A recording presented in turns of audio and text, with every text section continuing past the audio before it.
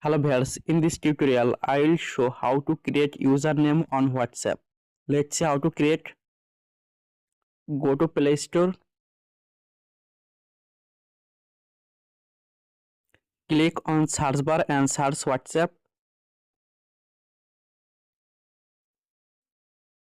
Update WhatsApp app if available. Go to WhatsApp, click on three dot icon, click on settings, click on profile or name and scroll down and click on username. Click on create username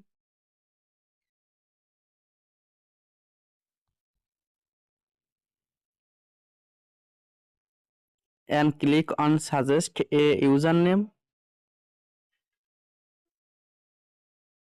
and tap on save and click on done.